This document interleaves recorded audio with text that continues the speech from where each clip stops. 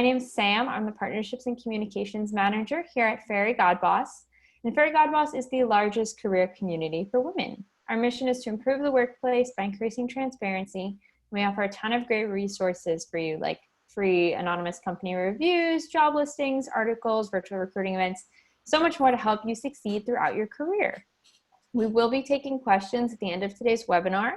You'll find the Q&A. It's at the bottom of your screen. Feel free to leave questions as yourself or anonymously. Don't be afraid to ask whatever comes to mind. We'll also be recording today's webinar and sending it out in a follow-up email. So if you want to watch it back later, or you want to share it with a friend, or you missed something and have to rewatch it, you'll have the ability to do so. Here with me today is Kim Case. As an entrepreneur with more than 20 years of experience launching and growing businesses, Kim knows how tough the journey to success can be for female founders.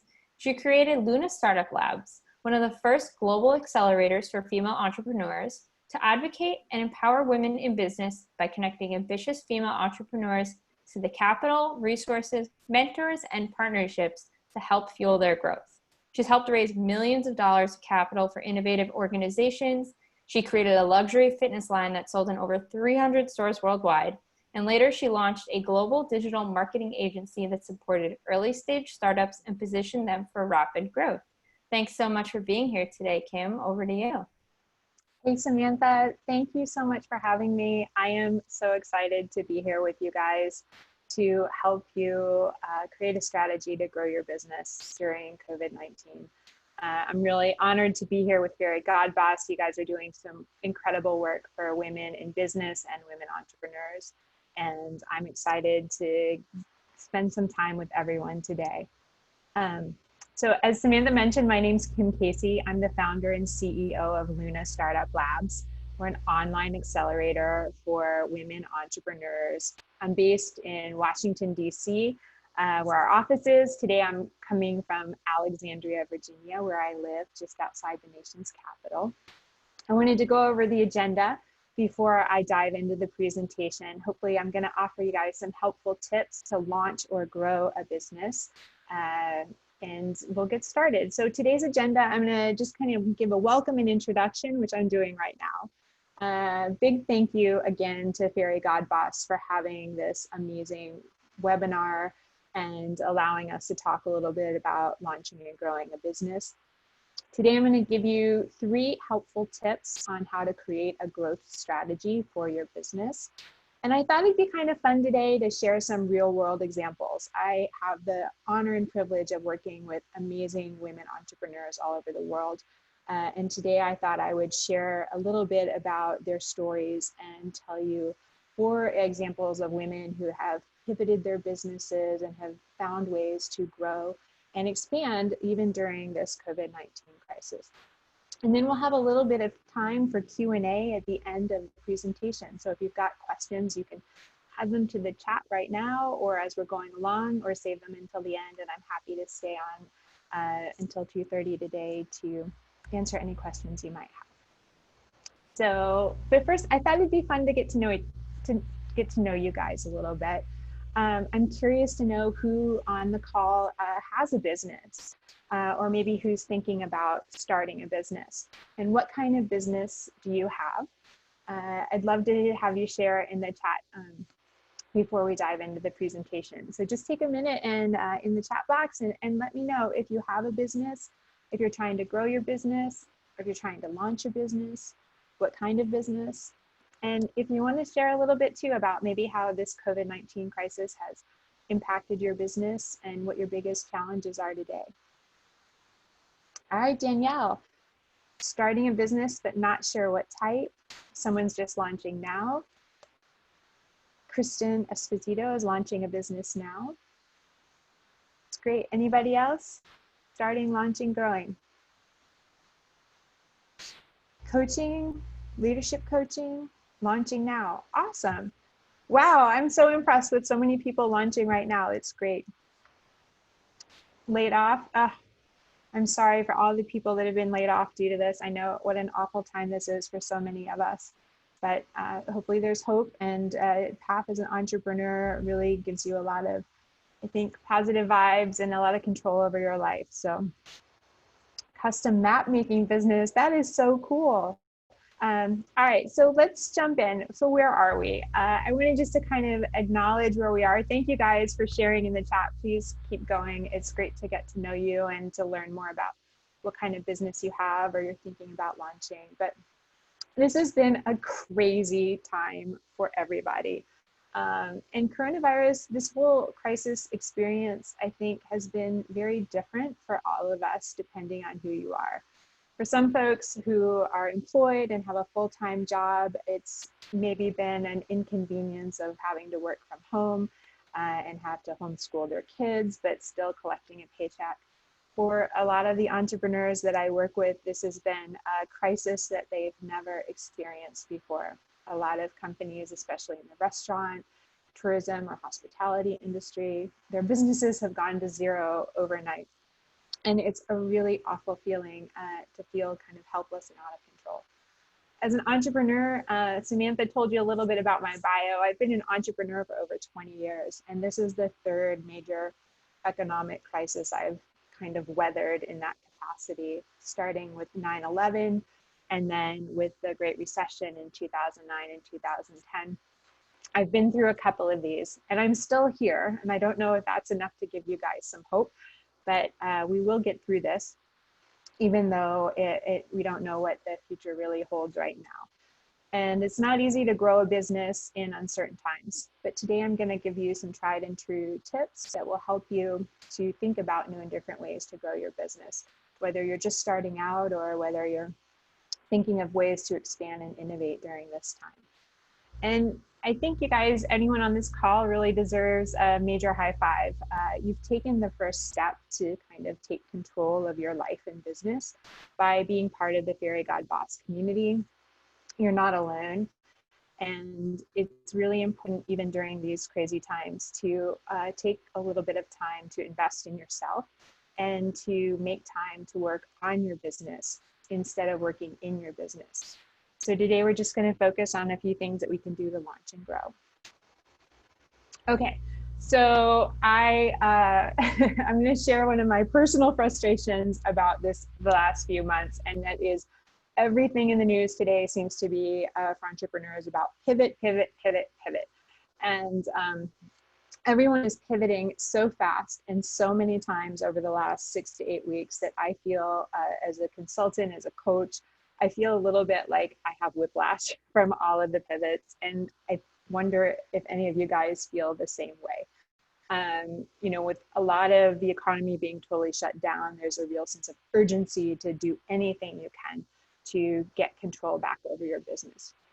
So, and we're about ready to go through the country reopening in different phases and in different parts of the country and the world. So all of us who pivoted in March, moved our programs and businesses online.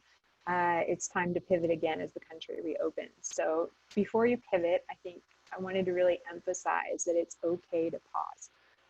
It's okay to take a break and take a day or two off and to make sure that you get your mindset right. Being an entrepreneur is really a hard journey. It takes a toll on you. It can be exhausting when you're pivoting all the time right now. So it's all right to just take a deep breath and to meditate a little bit and to focus on yourself. And you don't have to work 100 hours a day and a million Zoom calls every week.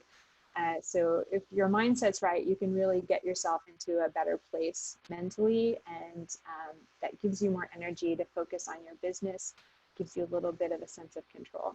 I meditate on a regular basis, and I've been lucky. I live in Virginia. I've been able to get out every day and walk or run for an hour every morning, and that has helped me really kind of have a sense of purpose in my life and gives me something to look forward to every day. And so I think it's really good to help withstand some of the stress that we're all going through right now. I also think before you pivot, it's a great time to sit down and spend a few minutes setting some goals and creating a plan to achieve them. Even if the current economic climate makes it hard for you to achieve your goals, it's great to have direction. You know, it's really hard to get to where you want to go when you don't know where that is. And in order to get to your destination, whatever that might be, you need a plan. You need a roadmap. So creating a plan for the future and thinking in 6, 12, 18-month chunks is a great strategy. You know, it's a great time to set some new goals and think about how you want to grow your business and what amount of growth you're trying to achieve. And then this is kind of a funny thing also that I've noticed a lot from a lot of folks that I work with in this current economic environment. As women, we don't always pay ourselves first. And so as you're pivoting and you're pausing and planning for the future, I want to just kind of send a reminder out there to everyone to pay themselves first and to get their money right. And why am I saying that? Well, I think it's important as women entrepreneurs that we know our numbers and that we make sure that we're building a profitable business that is sustainable over time. So that's a lot of people I work with, a lot of entrepreneurs and startups I work with, as this COVID-19 crisis has kind of unfolded. They're doing a lot of free workshops, they're doing a lot of free webinars, they're giving away some of their best content for free. And I think it's a good time to really take a step back and think about what your customers will pay for. And a great way to do that is to be your customer and to put yourself in the shoes of your ideal customer and ask yourself if you would pay for your own products and how much you would pay. And just really think about making sure that you're building a profitable business and you're focused on adding value and making sure that you're targeting the customers who are willing to pay for what it is that you're selling or for the services that you're offering, instead of giving it all away for free. Eventually, the economy is going to go back to normal, and we need to have a profitable business that we can sustain over time, which is why I think it's a great time to test the market for a lot of companies and see what people are willing to pay for, even in a crisis. All right, so one secret to success, before we get into the meat of our presentation and the tips for creating a growth strategy, I wanted to share one kind of secret to success that I think everyone can do, whether you're trying to launch a business or grow a business. It's a great time to invest in building your community. Community building is really one of the most underutilized tools for growth. And growing a community is a lot of work. It takes a long time to build a community of 1,000 or 10,000 true fans. It's a great article. If you haven't read it before, it's an essay by one of the Wired magazine editors called 1,000 True Fans, which is I'm a real fan of. And at the same time, when I talk about building community, I always encourage my entrepreneurs to think about building a community, whether it's an email list or social media following and fan base of about 10,000 followers, 10,000 names. It's an interesting and fun goal to set and try and achieve, to grow your list to at least 10,000. That's where economies of scale really start to kick in, and you start to see a lot more conversions and can really help to build a profitable business when you've got 10,000 names on your list or 10,000 fans in your community. So think now about building for the future.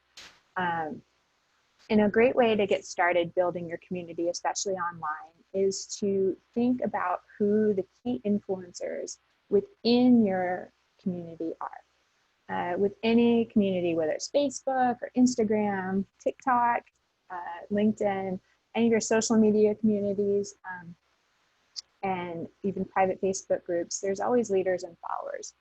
And the research shows us really interesting statistics that within any given community, 4% of the folks are usually leaders and 96% are followers. So as it turns out that 4% of the population drives how 96% of people feel and how they participate in the community and how engaged they are. So if you identify your leaders and give them some love, give them some perks, create a referral program, give them some special offers, really pay them attention and make them feel special, they will have a greater influence over your community. So first you want to build that community. You want to increase the number of fans, followers, and email names and names that you have on your email list. But then after you started building and growing that community, you want to really identify your true fans. You want to identify the leaders and influencers within that community and keep them engaged. Really section them out and let them help build that community for you. All right. Kim, just jumping in here before you keep going, could you just repeat the name of the Wired article that you mentioned? It's 1,000 True Fans, and I think it's Kevin Keeley. I'm going to look for it actually right now. Yeah, if you could give a link to it, it's a great essay. Will do. Thank you. Yeah, 1,000 True Fans. And the whole premise of the article, guys, is that if you're a creator and you have 1,000 true fans and you can get every one of those true fans to spend $100 with you every year, you have $100,000 income and you never need to work for anyone else again. And he goes on to kind of say, if you have 500, you don't need 1,000, you could get 500 true fans and then get them to spend $200 a year. And then you still have $100,000 income. So that's kind of like the key takeaway from the article from, I think, 2008. And it's, you know, it's really interesting when you start to know your numbers and think about paying yourself and your company first and making sure that you're building a profitable business. And he gives you some of the metrics and numbers that you need to do that.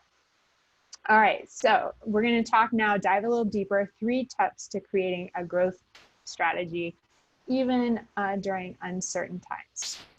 Tip number 1, best tip I've ever gotten, my friend Amy Kalakarinas from Andreessen Horowitz gave me this tip: focus on what you can control, right? So simple, probably not what you expected, but seriously, focus on what you can control. As women, we are great at multitasking. We take on so much. You would think that we are just like trying to literally like move the moon. You got to stop trying to do so much.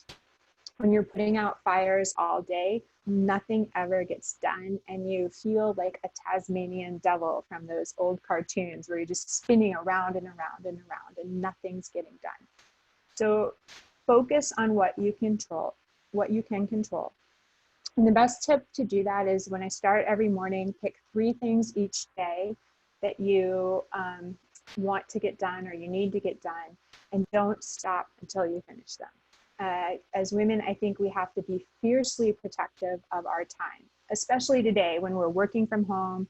If you're a mom and you've got kids at home that you're trying to homeschool, or if you're, you know, working from your home office these days and you're getting Zoom calls booked every other minute, it feels like you're just a pinball going back and forth between the bumpers of a pinball machine. So block out time each day to focus on getting those 3 things done, and really put all of your energy into doing that. And I think you'll feel lighter and better, and you'll feel more in control of your life. So, you know, that's the one best tip I can give everyone today. Focus on the things that you can control, and you can take control of your time right now, and just pick those 3 things every day and don't stop until you get them done.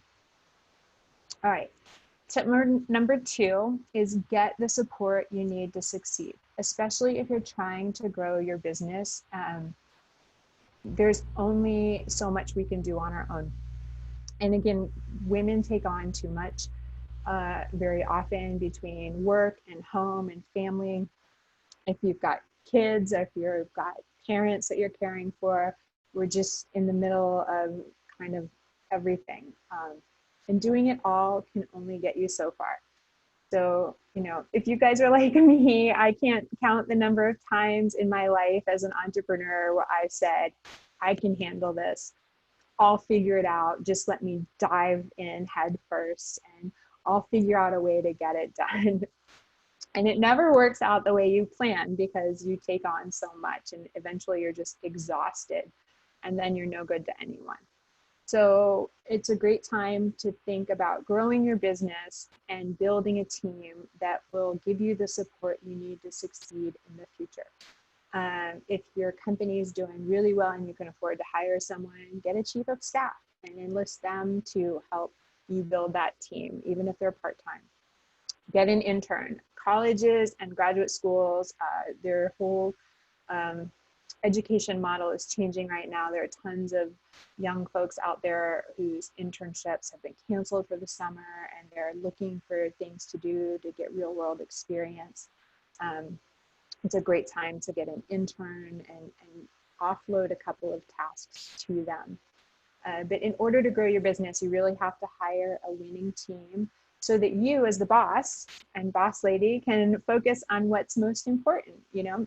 And so spend a few hours writing out the job description, listing out the tasks that you want to offload to someone else, and make sure that you book a full day when you hire someone to onboard that person and let them understand what's expected of them, and then let them do the work. And I think this point is so important. I'm gonna like rattle on a little bit longer about it. You have to let go. As an entrepreneur, you have to learn to let go a little bit.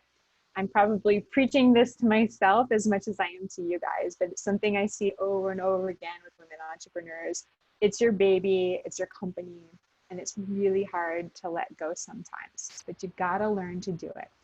And as part of getting the support you need to succeed, this is some of my best advice. You know, you really want to hire rock stars and then get out of their way. You're hiring the best people you can, and you need to let them work their magic for you. Give them a goal and let them figure out how to achieve that goal within the budget you outline. See where it goes. As a leader, as a woman leader, as a woman in leadership, it's important to nurture the enthusiasm and creativity of your team. They might not do it exactly the way you would do it, but that doesn't mean it's wrong as long as they're achieving your goal and helping to build your business. So see what your team does with it, and mentor and support them, but let them own it, and hope that you've hired well and that the people you've brought on to support you will rise to the challenge and surprise you. All right, so tip number 3 for today is it's a great time, whether you're launching or growing your business, to develop a strong brand. And why does that matter now more than ever? So right now, you know, the whole world is in this crazy place, and I think we're all feeling a little bit lost. And one of the things we're finding when consumer sentiment right now is that people are really looking for leadership and direction. People are really looking for a way to dig themselves out of this mess that we're all in. There's some recent studies out on consumer sentiment showing that people don't want any more messaging about the fact that we're all in this together. I'm not trying to take anything away if that's your message right now, but there's some studies, recent research that's showing that it's been overdone. What people want today is to see a path forward. They actually want some positive energy, and they want to think about the future in a positive way after several months of negativity and bad news. They want leadership, and they want someone with a strong voice to lead them. And the best way for you to do that as a business is to develop a strong brand. So some of our best tips for developing a strong brand. It's not rocket science. It's a pretty simple formula that anyone can do. The first thing is, as you're thinking about the future and working to grow or launch your business, it's a great time to spend a few minutes thinking about your purpose, right? What's your why? Simon Sinek, one of the best TED Talks of all time, you know, asks, what's your why? People don't want to know what you do. They want to know why you do it. And when they understand like the story behind the business, they fall in love with you and your products, and they want to buy from you. We all want to buy from people we know and like, and when we can understand the why that they're doing something, it really connects us in a very deep and personal way. So I think it's a great time to remember the reasons why your company started, why you started your business, what were you most passionate about, and why does your business continue to exist? Why are you working so hard right now to grow your business and now and in the future? Part of a strong brand is that they have core values that they live by. You know, what are 5 or 6 values that your brand really believes in? What do you stand for? I have one of our websites, our Luna Startup Lab site, we have in our about us section, kind of we have our values that we live by, and we share them with people, that we do our best work. We always try. We try to be kind. We support each other. You know, we try to make a list of the things that we stand for, and that's really part of connecting with your customer and letting them know who you are. So it's a great time to rediscover your purpose. Second part of developing a strong brand is to identify what makes you different, right? Competitive differentiation. It's a great time to think about why customers should buy from you instead of from your competitors. What do you have and what do you do that your competitors don't? I give another presentation on elevator pitches, and I have a great slide with a bottle of hot sauce, and I challenge people to think about, what's your secret sauce? You know, what's the magic that only you can bring to the table? What are you uniquely qualified to do as the owner, founder of this company? What is it that you can teach people or give people that no one else can? It's a great time to think about really what makes you special, and position your business in people's mind so that they think about you differently than the competitors.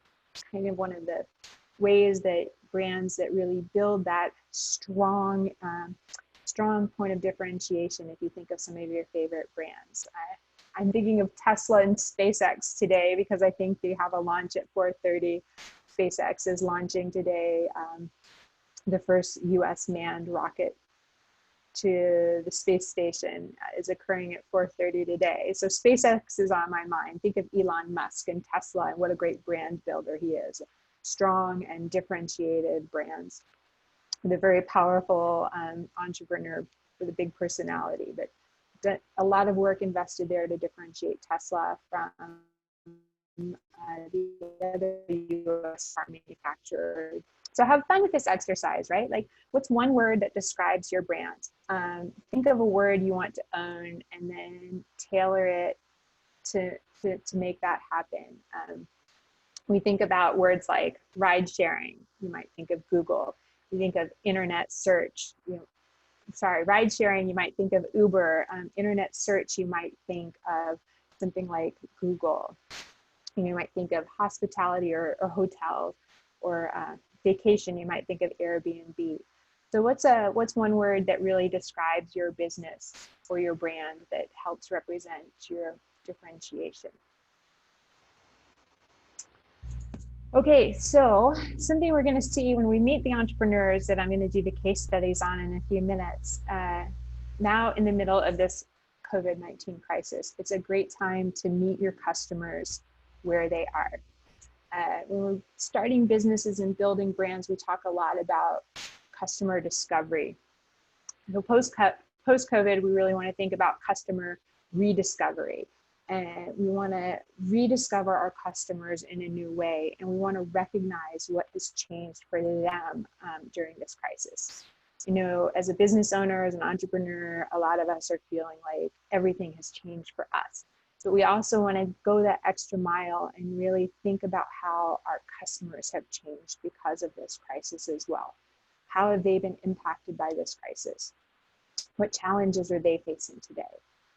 What do they need from your business or from your services or from your products to feel better about their future? And how can you make their life better today?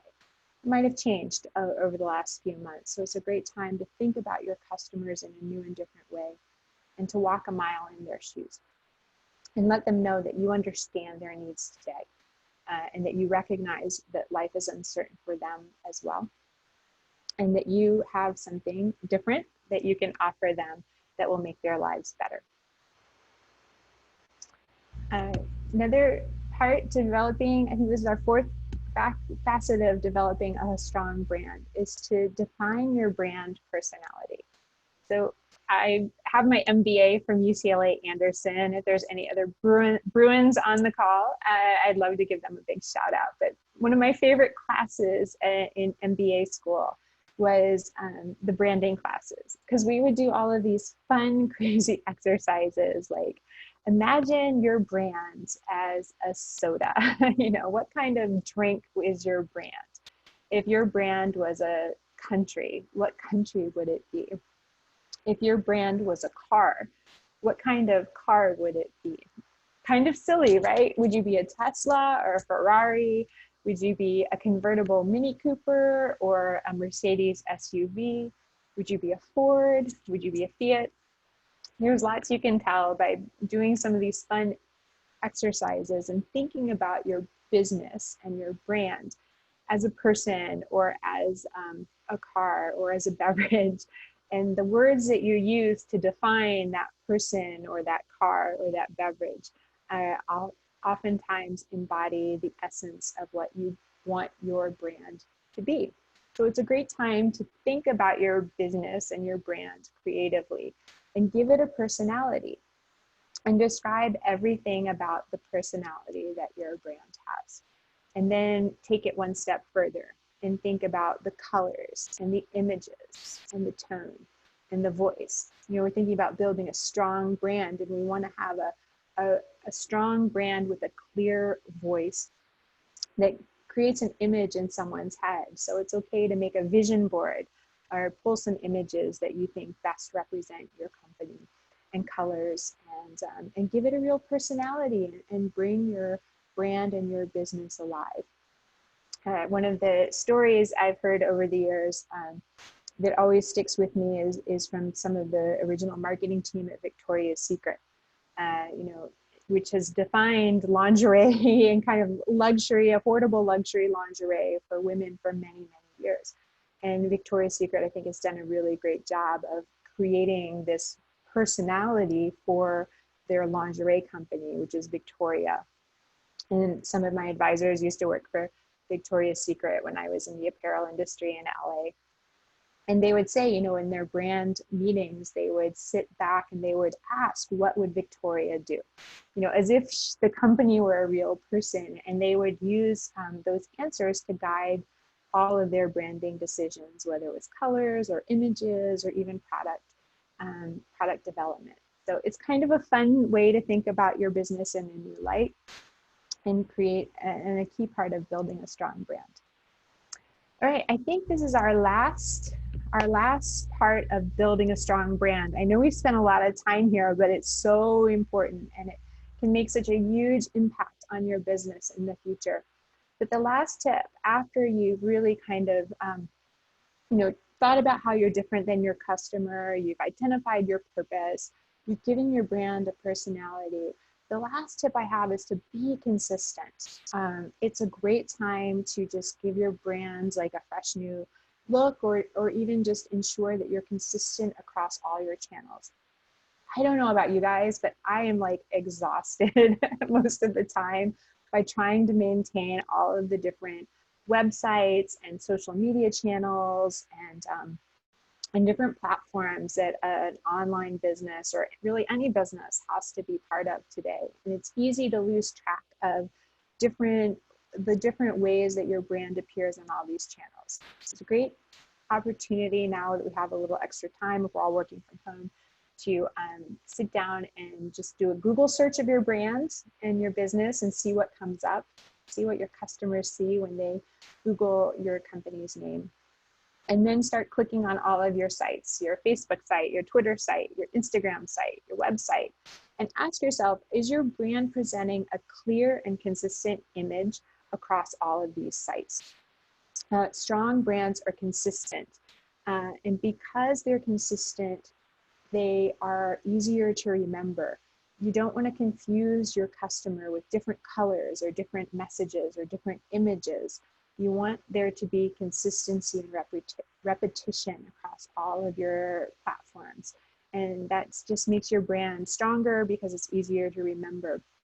So make sure that all your colors and your fonts and your images, they align with those core values that we created.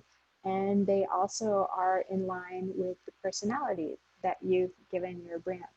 So it's just a fun exercise if you want. I know we're all, I think everyone's on their computers, but you can click click through all of your brand website and your social media sites, look at your Facebook page, your Twitter, your LinkedIn, your business LinkedIn, and just take a few minutes to make sure that everything is looking consistent.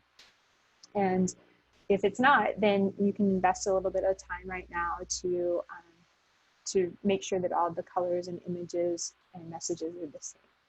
So it's okay to freshen up that brand and do a little rebrand if you need to right now, but just be sure to change it across all of your platforms.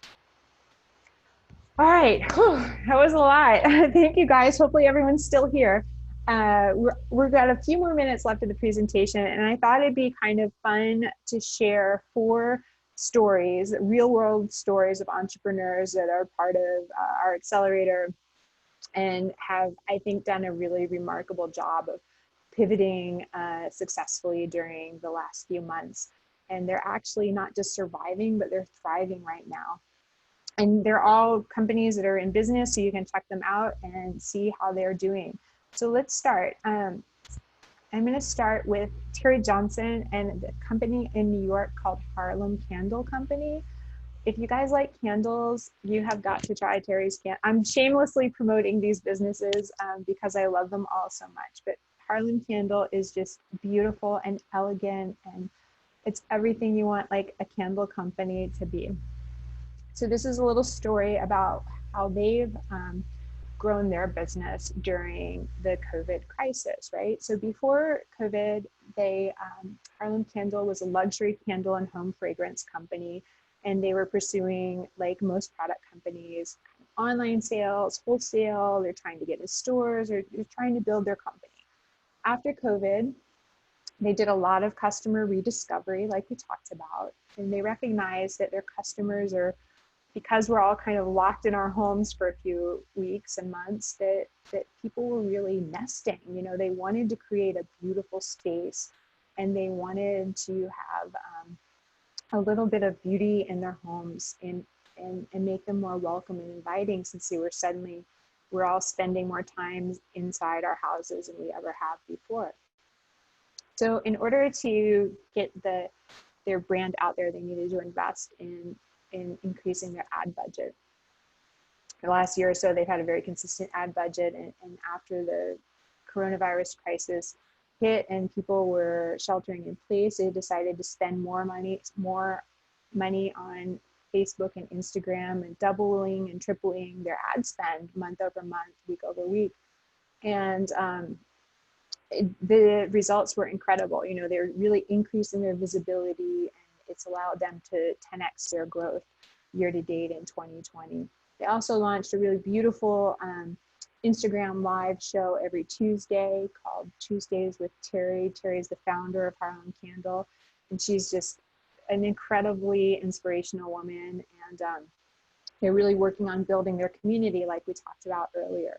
So she's got this fun Tuesday Instagram live show that anyone can check out, and you can learn more about the company at harlemcandle.com. Beautiful, beautiful candles. All right, our next case study is a flower company called Poppy. On the left there, your screen, you see the founder, Cameron Hardesty. Really amazing entrepreneur. The bouquet you see on the right, I think, is called the My Girl bouquet. It's one of my favorites. They launched the company a year ago, and their differentiation, their niche in the market was that they specialized in affordable wedding flowers. So you can imagine when the coronavirus hit and all events were canceled, hospitality in the US was basically just shut down, you would think that it would have killed their business overnight. But it didn't. You know, they really took the time to kind of pause before they pivoted, and they recognized that the US wedding industry is probably going to be shut down until late 2020, early 21, when people were able to gather in large numbers again. But they knew that like Harlem Candle, they knew that people were sheltering in place, and that they wanted to be able to brighten up their homes, but also send gifts of love to family and friends. So they worked with their main supplier and kind of overhauled their supply chain so that they could introduce nationwide shipping. And they launched this Poppy at Home DIY, do-it-yourself flower arranging kits. The most beautiful, high quality flowers, they come in a box, and then they have videos and tutorials that show you how to arrange the flowers as if you were a professional. Cameron, I think, used to be one of the White House, so we're in Washington, D.C., so Cameron used to be one of the White House floral designers. So she's an expert at arranging flowers, and she wants to share that with her customers. And, you know, it's what makes her really different and special as an entrepreneur. So she, rather than just shipping people bouquets that are delivered like a normal florist, they send out these beautiful boxes of flowers, and then they give you the tools to arrange them on your own. And it's working. April was, when it should have been the worst month in customer history, in company history, April 2020 was actually the best month in their history. So their pivot was really profitable and really a success story. And you can visit them at yourpoppy.com. All right. 2 more companies for you guys. Hopefully you're finding this interesting.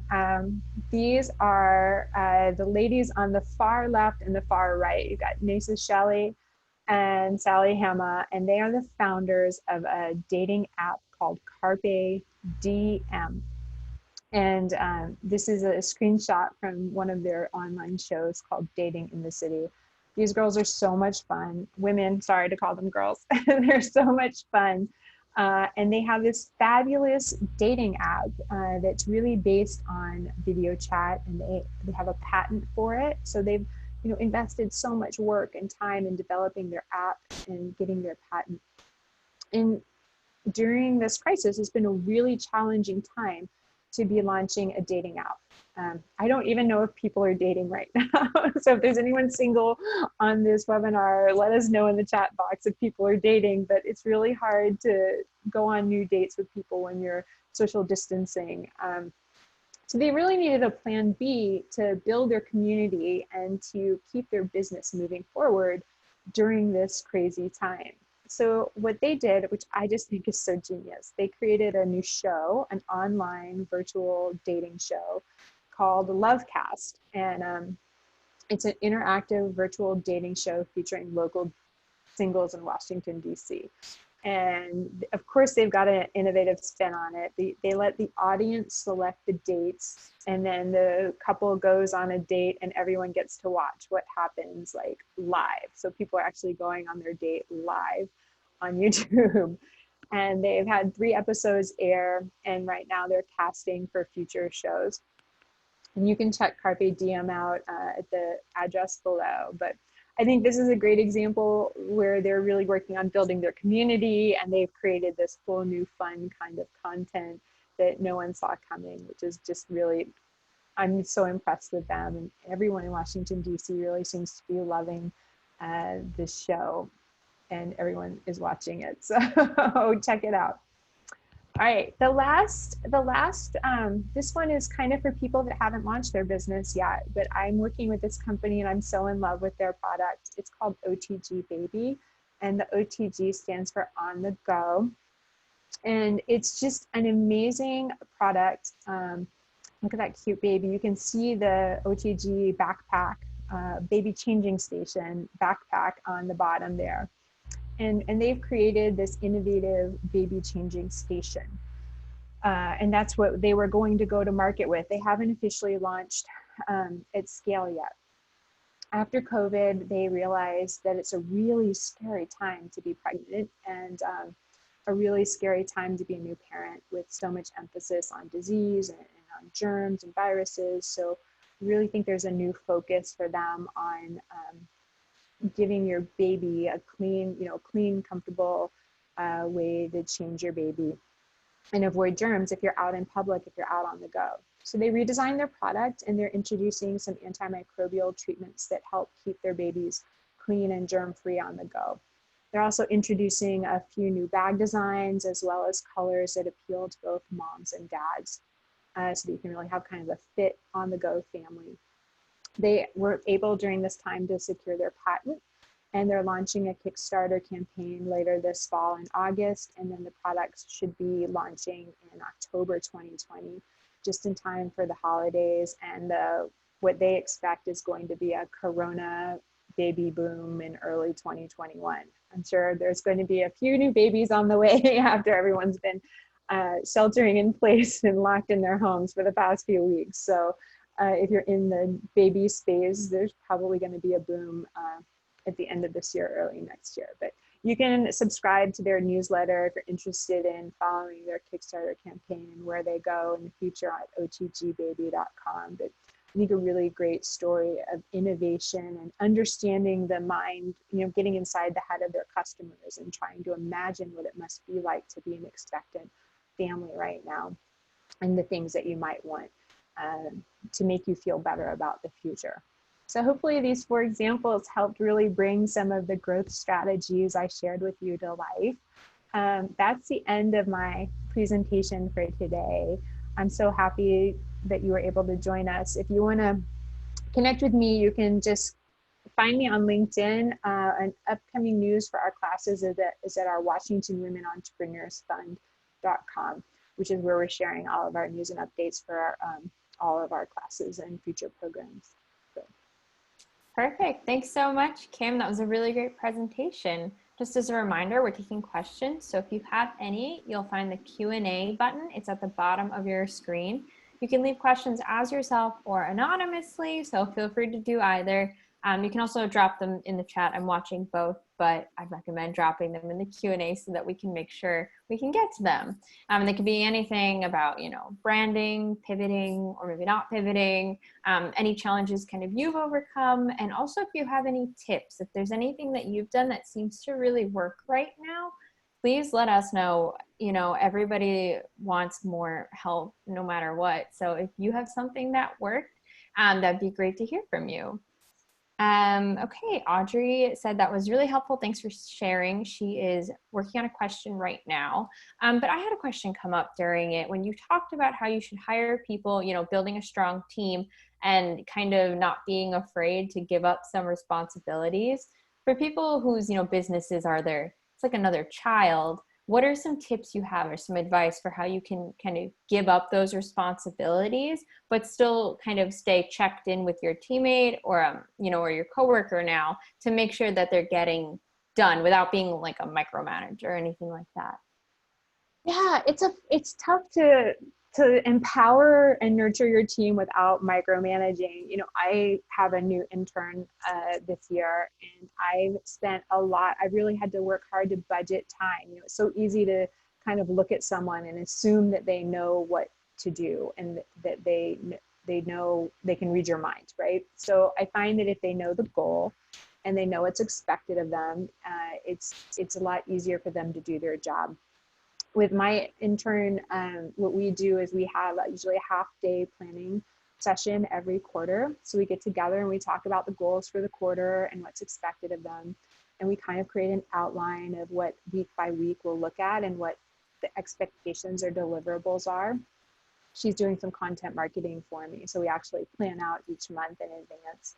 And then we check in every week and she kind of reports back and I give her some constructive feedback on posts that I really liked and we want to do more of, and maybe some posts and messages that I didn't think went over very well with our audience, and let's do less of those or make these changes. So, it's okay to give constructive feedback and really encourage people when they're doing well, but also give them, it's easy to say, oh, I don't like this, or oh, this doesn't work for me, but I think you have to be willing to take that extra step and explain why and say, here's how to make it better. So you really have to be, as a boss, I think, and a leader, you have to be a coach and help to give people the direction that they need to succeed. Mm-hmm. That's great advice. We had another question from Jess. She's asking if we can share this on her own social media. We will be sending out the link to the recording. Feel free to share wherever you'd like, Jess. A great question here from Kristen. She said, you mentioned not giving your expertise away. What is your advice on how to know my worth and how to price my scopes? Ooh, that's a great question. I think that a great starting point for me is always a competitive analysis. I think is a good starting point is to look at your competition and to see what they're charging at the high end and low end of the market. maybe, I don't know if she has the ability to tell us what she does, so that we could maybe tailor it a little more. Kristen, if you want to leave a follow-up comment in the Q&A, we can kind of delve more into that in a moment. So in the meantime, let's move on to another question that I saw come in from Logan here. So thank you, that was really helpful. I spent years in education, but I didn't have the time or the need to network at that point. What's the first step you would do to start growing a larger network right now? Ooh, wow, that's a great question. I think that it's really, there's so many great like communities out there. There's so many groups for women. I know Fairy God Boss is doing a lot, Samantha, with workshops like these and classes and creating profiles. There's a Dell Women Entrepreneurs Network, Elevate Network. In Washington, we have Washington Women Leadership. My company, Luna Startup Labs, we offer some small programs for women that really kind of looking around, Google search your city and networking for women and see what comes up. And it's a great time to join a community, and you get out of them, I think, what you put into them. So if you want to network, you have to show up and you have to take the extra step to connect with people on LinkedIn, and then follow up, maybe have a Zoom coffee, or go for a walk when you're allowed to get out and go for walks. I mean, we can't meet in person. We have to be a little creative in how we network and get to know each other. But just joining some of these communities and getting started online is a safe and easy way to dip your toe in the water. Yeah, and I'll add on to that networking can seem like a really daunting task because there's millions upon millions upon millions of people that you could potentially connect with throughout all the different social media sites and in person. So I think defining, kind of what you're looking for, if you're looking for a job, or what kind of customers you're looking for, in this case, if you're running a company or doing a startup, identifying who your target audience is before you go out and network will really help you kind of refine who you're reaching out to, who you're asking for connections with, because, connections are great, but if you're just throwing invites out there for the sake of just throwing them out there, it's going to be really exhausting, really tiring, and it's probably not going to give you the results that you're looking for. Okay, a follow-up here from Kristen, who was talking about knowing her worth and how to price her scopes. She was VP of Global Tourism and International Marketing at one of the largest retailers for 7 years. And it was the largest mall developer in a similar position. Most malls outsource their tourism departments, and destinations do not understand how to promote shopping, which is one of the #1 activities for travelers. As businesses come back, there is a need for someone with her talents. Very few understand retail, tourism, and destination marketing kind of as they relate. So this is kind of an undiscovered sort of a role that people aren't necessarily even know. They don't even know they need it. So how can she kind of understand that and price it out? Yeah, what a great, exciting opportunity that is to really kind of lead the way in economic recovery. Again, I think it's important to understand if you're working with these larger clients or any kind of contracting, usually there's two different things to think about. One is what your customer's budget is. In a lot of cases, if you're a government contractor, or you're doing contract work or bidding on contracts, responding to RFPs, there's usually a budget, and you need to be within that budget.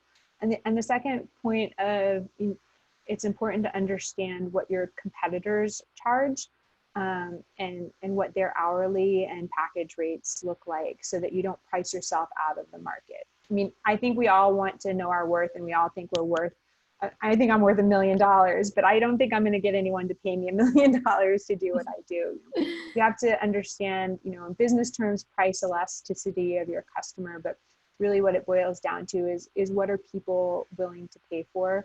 And that is affected by a couple different things, how badly they want or need your product or service, what their actual budget is, and whether or not they have the ability to exceed that budget, especially if it's a consulting type project. And then how do you stack up in relation to your competition? If you're a consultant and you're charging $1,000 an hour, and the guys from McKinsey or BCG or Deloitte, Booz Allen are charging $400 an hour, you're going to have a really hard time selling your services. And the other side, if you're undervaluing yourself, people might not take you seriously. If you're trying to sell something for $50 that other people will charge and get $500 for, they might worry what's wrong with it, or how, what's lacking in your offering that other people have, and see that they demonstrate that they can charge for. Yeah, you can also add a lot of value to what you think you're worth and what you're charging by establishing yourself as a thought leader. Clearly, this, isn't an area that sounds like something people really know much of. So if you can kind of establish your voice as the dominant voice in this space, people are going to look to you automatically. And then at that point, you're setting the rates because they don't really know what's right, what's not. So that'll give you a lot more leverage, I think, as well, kind of moving forward into that probably consulting role, but whatever you choose to do. So I hope that helped, Kristen. We had another question come in here that says, what is your advice in terms of someone trying to identify their purpose for their business? So they have a lot of different ideas for their purpose. How do they kind of narrow it down to a few or maybe just one? Great. Yeah. And that's a lot of entrepreneurs or big idea people with lots of ideas and lots of interests. One way I think to really focus in on your unique purpose and the unique value is what is it that you feel like you are uniquely qualified to teach someone else? What is it that you want to share, that you can share with the world that no one else can? For me, like I've been teaching business planning and business plan development, marketing strategy for 10, 15 years now. I absolutely love it. And I've worked with hundreds, if not thousands, of companies all over the world. So I feel like for me, that's something that my experience and my education really differentiate me. I'm uniquely qualified to teach these subjects because I just have so much real world experience that other people don't.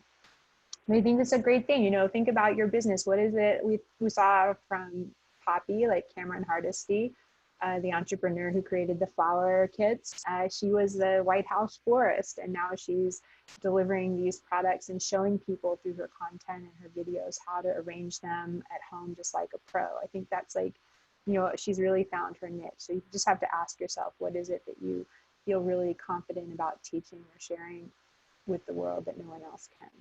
Yeah, because I think a lot of people would agree that, my goal in life is to help other people. That's not really telling me much about you or your business or your purpose even, just because so many people kind of feel the same way. So narrowing it down to what is unique about you and your business will really kind of give you a leg up on the competition there. This question came in from both Jess and Audrey, kind of in different forms, but I think they work together and you can answer them just the same. Unfortunately, this is kind of the last question we can get to, but I think it's really important right now. So Jess asked, almost all industries are struggling right now. How do we pitch people without being insensitive? And Audrey kind of asked a similar question. Her clients are really hesitant to move forward with certain things due to concerns around coronavirus. So how can she approach their concerns and kind of handle that situation? That's a great question. It's a tough one. It's a tough one because there's not quite enough information there. I mean, a lot of people are hesitant. This is kind of the tough thing about being in a recession, a depression, or in a turbulent economy, that it's harder to, you really have to, I think, strengthen your relationships with your existing clients, and stay in contact with them, and make sure that you're having value in every way you can, so that as the economy begins to pick up and people feel more confident that you're the first person they want to turn to, that they want to keep you going, keep building that relationship with you as a client, as a consultant. It's always a great time. There's a lot of companies out that are doing some discounted packages, or even adding an extra, maybe a value added package. If you're a consultant, you can always add extra services to your offering, and think of ways, if you're a marketing consultant, do they need a brand refresh? Do they need a social media strategy? Maybe offering more value and finding ways to offer more goods and services that your customers might need. I think that's why a little bit in the beginning, I said, instead of pivoting right now, it's a good time to take a pause and to kind of pay yourself first, or think about getting your finances right and figuring out what you need to do to survive these times. It's kind of like the ugly truth. There's no magic bullet there. And sometimes you just have to sit down and really look at your budget and your forecast and figure out what you have to what you need to survive while waiting on your customers to become more confident and be willing to spend more money.